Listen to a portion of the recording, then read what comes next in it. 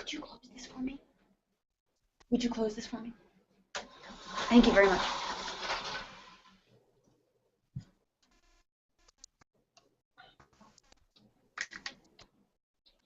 So what's the plan? It's live. I think we're ready to go. So who's moderating, me or you or Asha? Or? Over to you, Matthew. With me, okay. A good start this morning. Well, so welcome everyone to this Google Hangout to celebrate or to discuss what's in store for this year's Giving Tuesday. And I wanted to start with you, Aaron. I mean, just what this year makes Giving Tuesday different from previous years? Thank you, Matthew, and hi, Asha, and hi to everybody. Happy Giving Tuesday. I guess what's different about it, Matthew, is something that I'll say as I'm saying the word Happy Giving Tuesday. It's actually been Giving Tuesday around the world for a number of hours now, and I think that points to one of the big things that makes this year exciting. Giving Tuesday started when Australia, New Zealand, and Singapore and activities around the world started, and it's really been a global story. It's always been something that we knew was international, giving and celebrating giving and making sure that giving is powerful and authentic and real, but also exciting. We knew that was global, but the Giving Tuesday movement has grown to be a global expression, and I think that's what's different for me about Giving Tuesday this year. We've seen partners all around the world come together, not just today, but as partners, sharing with each other information and best practices and helping empower a community that really does make sure that we're giving as good as we get at the end of the year and around the holiday season. So that for me is one big takeaway, the global nature of Giving Tuesday, and I hope we'll have a chance to talk about some of those examples later on today. The other thing for me that has been really interesting is that Giving Tuesday this year has helped empower and embolden a number of people to be very creative about the ways that they engage with communities. And that for me has been a story that we've seen right from the very beginning, ever since January, when communities started sharing best practices with one another in cities all around the states and around the world. But I've also seen partners, B2B partners, people who are partners in maybe peers in the nonprofit space, corporate partners. They've come together to help people give in bigger and better ways. A small example of that I think tells the story. It was exciting to see Eventbrite. That's a platform that helps people invite people to other people's events. It was exciting to see Eventbrite waive its fees for giving or Giving Tuesday activations during a certain people around Giving Tuesday this year. I thought that was a smart example of how an organization that makes money and has a great model, a great business model, was able to open up its resources and help other partners give and host things that were about giving. And that's one example. I think we've seen a number of those, including some large philanthropies. Of course, we're all watching what the Bill and Melinda Gates Foundation have been doing in encouraging people to give very big and match some of their gifts. I love watching the Doorbuster idea about door busting for good. So I think you've seen partners in a space really help embolden one another. And I think those are the big door busting for good, Aaron. What's door busting for good? What's door busting for good? Well, I think around Black Friday and Cyber Monday, you see a lot of these advertisements that say first through the door gets the good deal. And it's been this idea of incentivizing gifts as part of a large matching gift, but also giving people the opportunity to have incentives to be some of the first people to donate things or to make a big announcement about a donation, because that helps people rally. So this door busting idea was that I think it's from 6 to 9 a.m. Eastern time, or rather Pacific Standard Time. The Bill and Melinda Gates Foundation was using this idea and using memes of shopping and how sometimes people use door busting for shopping to get people through the door for good. I think we saw some examples of that. I know Asha's got one example of some early door-busting ideas of how people gave early announcements about some giving, and I think that's exciting. People want to know that they're part of a rally for good, and that for me was a good example of how we're taking a page from the notebook of Madison Avenue and some really smart people who are creative in the marketing and advertising world, and using it to help people do good in their communities for causes they care about. Now, Asha, tell us a bit more about what you're seeing that's different this year compared to last year and the previous year. What are we expecting in terms of uh, the events that are going to happen today, the sort of innovations and the amounts of money that may be and time that may be committed? Sure. Well, just to echo what Aaron said, I think the global piece is incredibly exciting. I spent half of my night reading tweets from the UK and all of the activity that was happening there and in other places around the world. Right before I got on this Hangout, I was looking at a picture tweeted from UNDP, from our partners who are doing such great work around the world, at a picture of Giving Tuesday Mongolia, a bunch of beautiful children holding up a Giving Tuesday sign at a school where the community is rallying around to make sure those children have plenty of school supplies for Giving Tuesday. Yet another example of the fact that Giving Tuesday is not just about money. And the really interesting thing to me this year is to see that even as it really takes wings globally and this incredible global spread and activities all over the world and really in every quadrant, every hemisphere, that it really is taking deep local roots in the United States, and that's been incredibly inspiring to see as well. So we see over 44 civic campaigns. Those are state or county or citywide initiatives where a whole community is coming together to celebrate Giving Tuesday in this wonderful spirit of civic pride, to boost local businesses and nonprofits in an attitude of partnership and collaboration. And that's everything from really big campaigns like I'll Give Big, which is Illinois' Giving Tuesday campaign with a robust $12 million goal, loads of charities and businesses coming together, Groupon really backing that effort in a big way, all the way to a tiny initiative like Giving Tuesday Knox, which is just 3 nonprofits in Knoxville coming together and saying, publicly stating we're collaborating rather than competing for the first time to benefit all of our organizations. And all of those stories are equally wonderful, both the big and the small. So that really speaks to me of what a big tent Giving Tuesday really is. The fact that all of these global and local initiatives, big and small, big businesses, small businesses, large corporations, all feel welcome in this movement and are doing something great with it. Hey Matthew, can we? I think that was one of the interesting things. I was going to say, can we turn the tide on you? You've been an influencer in this community for a long time. I'd love to know what the moderator thinks is different about it this year. Can we turn the tides and ask you the question? Well, I do think that we've seen in the first 2 Giving Tuesdays, there's a lot of experimentation and learning and figuring out what was it about. No one had heard of Giving Tuesday before because it didn't exist before. I think this year there's a sort of sense that there's a lot more people involved. I mean, I think we've got over 20,000 partners signed up in America compared to around 10,000 last year, and then everyone around the world that's getting involved, as you say. I think also there's this sense of having learnt about how do you make this more than just one day. I think we very much we coined this phrase, the opening day of the giving season, for a reason, which is that this is a whole period where this is a chance for people to really focus on their giving and say, well, how do I give effectively? And I think you guys have been very involved in this, in making sure that the whole run-up to this really started back in January. It is about learning how to be more effective as donors and as organizations working with communities of supporters to actually get everyone on board. And so I think that it feels like people are much better prepared this year than they were in previous years. Is that your sense, Aaron? I think absolutely. I think the number is big, but what's behind the number is even bigger.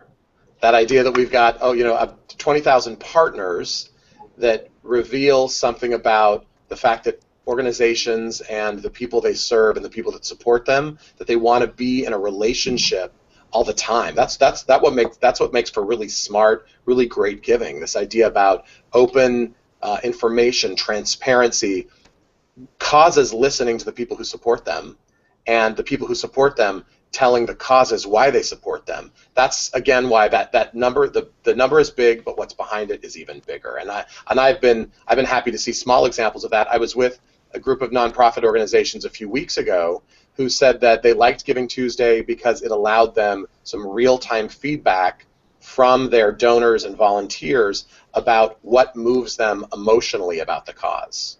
And they can get that from market research and polling and the anecdotal occasional letter, but on Giving Tuesday they got a really good sense about why that particular issue. This was an environmental group. What was moving people about their issue, and Giving Tuesday allowed them to celebrate giving, and celebrate didn't just mean talking at people, but also listening to them, and that for me has been my sense as well. Now, Asha, what about you?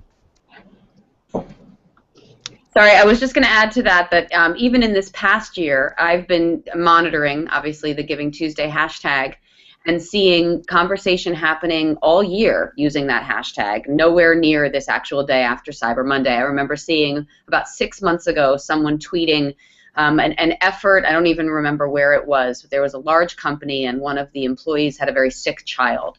And the employees all pooled their sick days to donate to the parent of this sick child. And it was a social media effort, and they did it all using the hashtag Giving Tuesday. I think that nothing could be better than if this hashtag becomes sort of the code word for this big conversation about giving that has been started and that continues not just to December 3rd or to December 31st, but really all year round. So we've talked about this conversation about giving. What for you, Asha, is this all about really today? What are we asking of people who are thinking about making a donation or making a commitment to their time? I think we're asking people to stop whatever they're doing, maybe not literally, but just to be mindful and to be intentional for this one day to think about their place in the global community, their place as one human among billions, and what that means and the responsibility that we all have to each other, and that for all of the things that divide us, there is something that unites us, and that is that we all have the capacity to make someone else's life better, to improve the state of our planet, to do something good, and that there's not a single human in the world who doesn't have something to give to someone else. That's not always funds, and it's not always time. It can be skills, it can be advocacy, but we all have that, every single person, and I think that that is something that transcends political and economic and geographic boundaries. That's a special thing to celebrate. Now, Erin, let's say that you're someone who has read about Giving Tuesday, heard about it maybe on this Hangout, and says, okay, how do I go about, I want to make a commitment of some kind, how do I go about deciding what group I'm going to give to and what sort of commitment to make? It's a great question, because I think on days like today, people have a good opportunity to get a lot of very good information. There has been two things that have happened, Matthew, in my opinion, around Giving Tuesday that are this, it's a surge of resources for people. There's been a crescendo of creativity, right? So people have, maybe their inboxes have opportunities to give, maybe they're seeing it on MSNBC or on Univision, or maybe they're hearing about they're seeing ads in their local newspapers or reading about it. So there's a crescendo of creativity that allows for people to know about other causes. But more to your question, there's been this absolute surge in good information. So whether it be finding out information on the Giving Tuesday website that gets you some immediate information from the organizations themselves, whether it be you going to organizations that help you through, starting with everyone from GuideStar to the organizations like Network for Good, to all of the organizations that bring together data and information about nonprofits and what they do. There's a lot of information out there today that says, here's what we do, here's how we manage our resources, here's how we prioritize what we do, and here's how we want you to have a role. So the information is out there today, and it's found in various hubs. I think if you start from the hashtag, that gives you a piece of the information, but more importantly, organizations partnering, those 20,000 organizations have put out a lot of information on their websites and through their social media channels about the organizations. I encourage people to ask why people give to a certain organization. So if you support the United Way or ASPCA, if you're someone who supports the U.S. Fund for UNICEF, if you're someone who supports the Shot at Life campaign, ask other people via social why they support it and how they manage their funds. The other thing that I think is really important is that someone can do something very simple right now. It's been a great thing to watch the emergence of the Unselfie. And we all kind of snicker when we talk about selfies today, because selfies are ubiquitous and sometimes they show us at our most superficial. But the Unselfie has been a way for people to very publicly and very authentically align themselves with a cause. So I think if people want to know more about what causes move How do you people and information, that's how they should do it. How do you do an unselfie if people want to do an unselfie? Great question. We actually have on the Giving Tuesday website some tools about how that people can download about what to do with an unselfie. The simplest explanation of it is that the unselfie is utilizing technology and saying very clearly and identifying what you identify with and tagging it unselfie and saying what you are giving to an organization, precisely what, and a lot of people have also said why. So before you get that phone and do the ubiquitous unselfie photo that people love to do, it's more than just image. It's about information. It says, I'm going to donate to this organization. I am giving. I saw some unselfies last night that said, I'm going to give hours of my time to donate. I'm going to give dollars. I'm going to change my my avatar and my social media feed today because it's going to be part of donations I'm trying to drive. I love how people have been using the unselfie hashtag to say what concretely they're going to do to support an organization. And then other people have said why they're doing it. I lost a loved one this year. I'm going to donate to this organization because of my experience and how I saw them help my loved one. That's powerful stuff in an unselfie. That's taking what for some is superficial and taking it to a very authentic level about how we align with causes. But Asha, when people do a selfie, I guess they just take a picture of themselves. What is it you actually physically do? What are you taking a picture of when you're doing an unselfie? Well, I think we can say whatever it is we want to say, but I think people are really taking the idea and making it their own. So the first year, which was last year, that we introduced the unselfie, the idea was that somebody takes a piece of paper, writes what they're doing for Giving Tuesday or what they're pledging to give, and holds it over their face and takes a picture so that it literally becomes an unselfie. But the really interesting thing about that was that social media took it and made it what they wanted to make it. So, for example, the Michael J. Fox Foundation did a beautiful campaign around the unselfie last year where Michael J. Fox Foundation donors would upload pictures of the relatives in whose name they were donating. So some of these were old sepia-toned photos from the 70s, and some of them were current photos.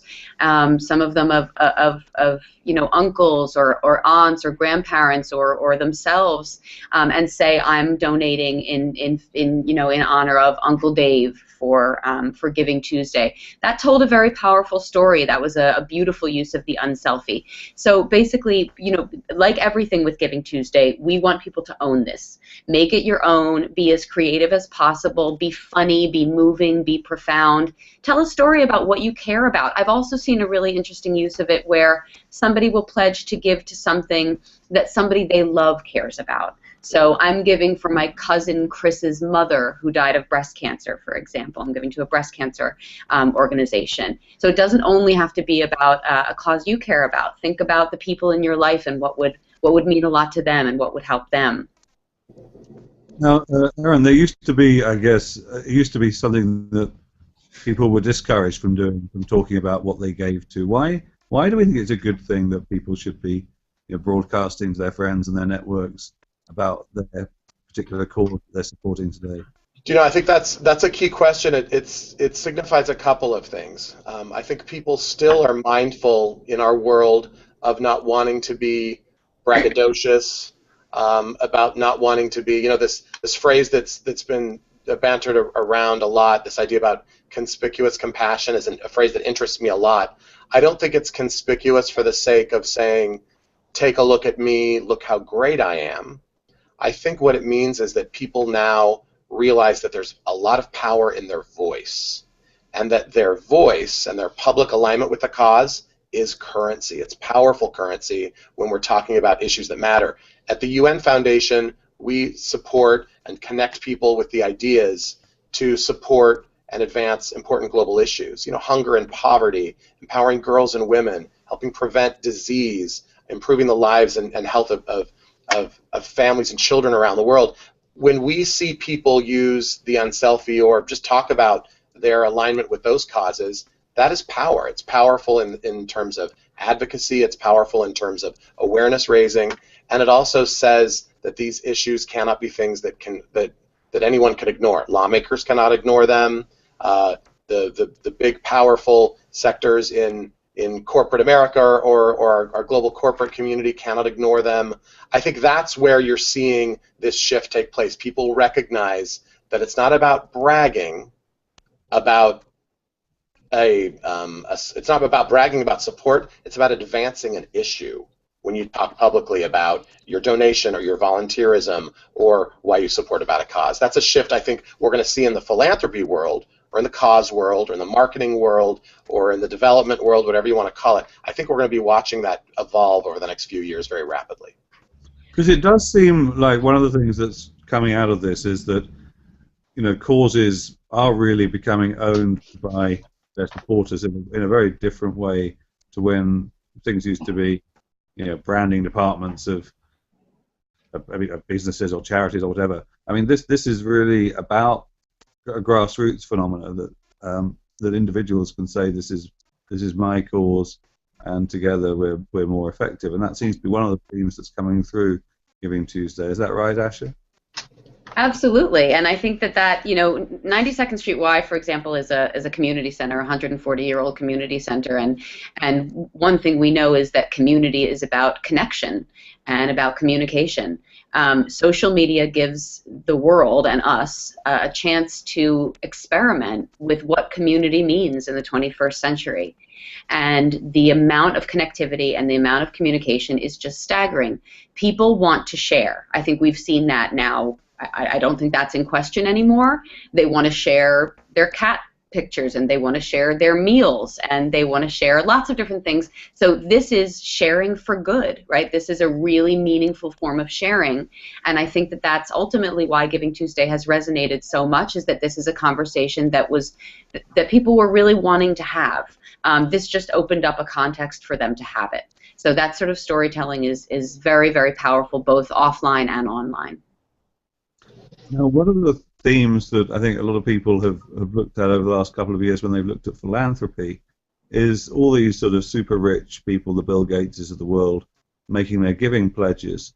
And there's a sort of sense in which, you know, which I've written about, that there's a bit of a disconnect, or there can seem to be a bit of a disconnect between, you know, what they're able to do with their vast fortunes and what ordinary people are able to do with much smaller amounts. And I guess one of the things with Giving Tuesday was that we are hoping to get rid of that disconnect and actually see to what extent everyone can be pulling together in the same direction. What are you seeing there in terms of, is there, we last year we had some matching donations from philanthropists, from the sort of super rich giving pledge type philanthropists. Are we seeing more of that this year, and how is it working? So the matching gift or the leveraged gift is more than just a ploy to get dollars. As you say, Matthew, and you've written about this, and I think a lot of us are being challenged to think more creatively about it. I think the matching gift has been more prevalent this year. I know we've seen a lot of them from some of the best practices seminars we've heard about, from some of the hangouts that have taken place, the Twitter chats. A lot of people have talked about how to use a matching gift. But the matching gift, to your point, speaks to something very powerful. It doesn't just say, here's a way to get more money. It's a way to say, let's lock arms. You know, with this matching gift, I'm going to lock arms with you, and I'm going to walk together to support a cause, because the big philanthropist, the big check writer, needs the $10 and $20 and $50 check writer to be with them, so that there's a chorus of support around issues. There's this symbiosis, and we all need each other right now. So we talked about Bill and Melinda Gates making a very big pledge to match contributions to help children get a shot at a healthy life around the world. We've seen, then let's go around the world. You see in the creative community, Matthew McConaughey last night posting a video asking for contributions to his foundation, so that they can advance their work. So whether it's a celebrity, whether it's a big name philanthropist, whether it's a leader of a community, I think you're seeing that matched gift as much more than a tactic or a ploy. It really is a statement about how people want to go together and work together on an issue. And while we're on this subject, I just have to, from a 92Y perspective, announce that we announced a $1 million matching gift at midnight, at 1 minute past midnight on Giving Tuesday at 12:01. We think that that was the first gift announced in the United States for Giving Tuesday, and that gift was from a whole bunch of board members and lay leaders of the 92nd Street Y, and I just agree with Aaron that their gifts are absolutely crucial in making this day a success, and just as crucial are the many, many new donors who will walk in our doors, come to our website, learn about us, and give smaller but equally meaningful gifts to match that $1 million. And speaking to that, Matthew, you're going to see today a lot of conversation about families, and I think that family discussion is also in lines with this. We've got a lot of discussion about how children can work with their parents and how children can find out what their parents are giving. That's a micro example, I think, of how you have big donors working with smaller donors. In the family situation, you're having a lot of children saying, Mom and Dad, what do you give to? This is something that I want to give to. How can we make an impact by collaborating or giving together? So from the big level to the family level, I think you're seeing that sort of leveraged gift idea come forward. So how exactly does a matching gift work in practice? So let's say Bill and Melinda Gates say we're going to match all gifts to the Shot at Life. How is that implemented? How do they know you've given and so forth if you make a small donation? I think there's various, as Asha mentioned, there's been really creative examples of the leveraged gift. So in some of the examples that we've talked about today, there'll be a time parameter that says for all of the gifts received from period 1 to period 2, or on this particular day or during this month, if we get up to, say, in certain examples, $200,000, it will kick in a matched gift from the donor of another $200,000. Or in the case of, we've seen a lot of Kickstarter campaigns. I think Asha will agree they've been around the world, actually. We've seen a number of them where people have said, we need a certain amount of cash or capital to help win a cause and help make something happen.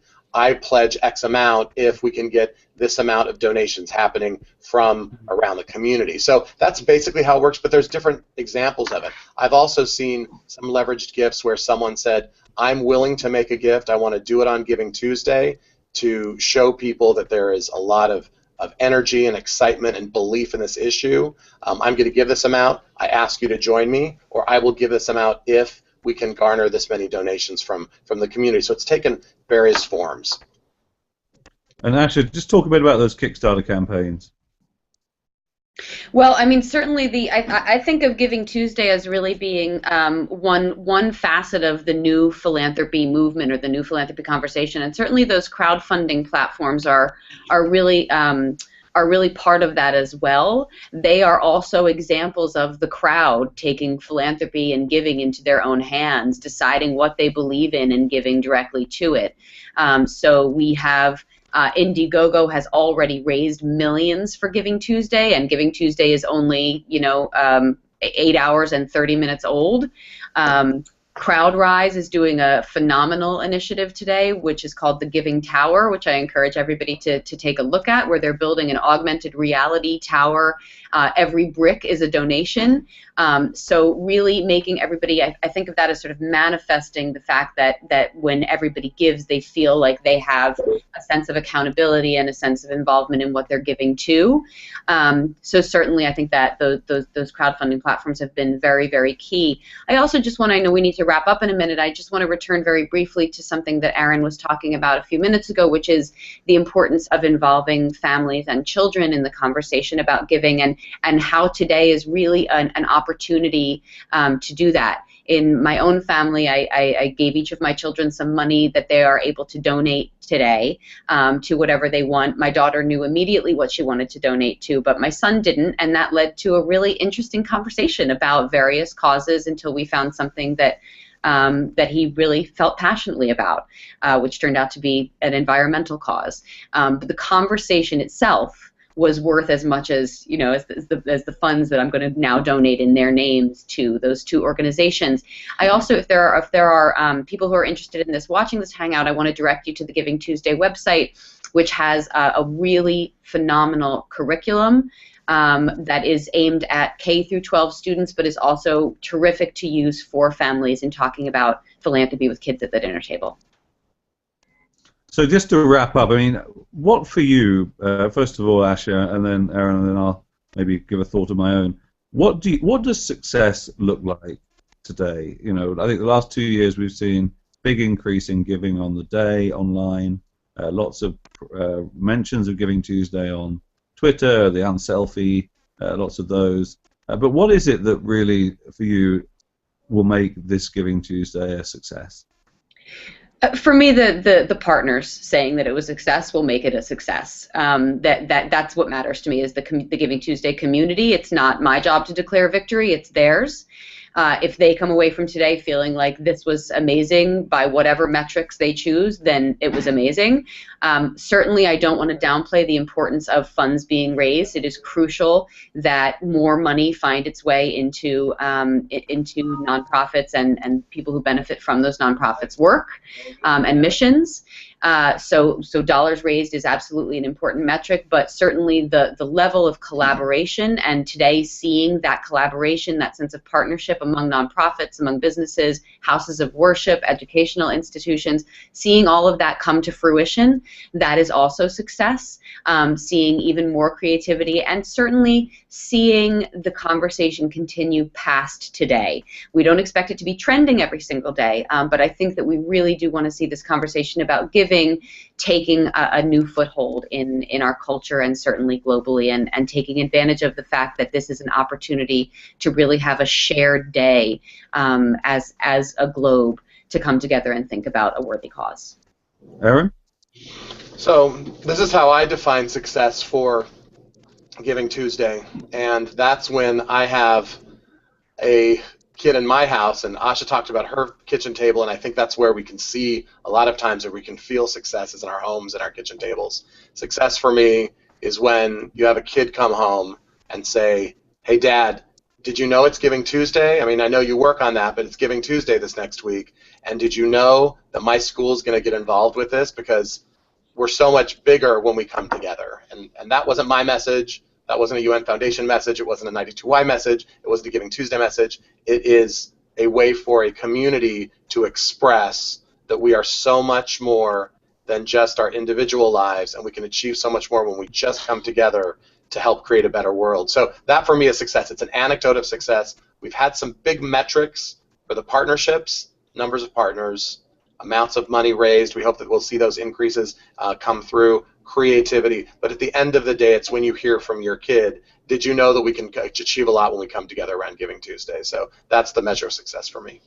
Thanks. Just to build on those two comments, I mean, I think that for me, you know, what's really great about Giving Tuesday is both this conversation about celebrating our common humanity and how we can help each other, but also fundamentally going beyond just saying I'm going to give, but to ask the question, how do I give in a way that makes a real difference? And you know, the more that this day really is the opening day of a giving season, when that conversation and these acts of generosity continue, and the giving season not just December but is the whole year round, the more that we're seeing this as a way to re-energize that conversation and re-energize that commitment to help each other, the more I will regard this as something that's well worth doing, and I'm very proud to be part of.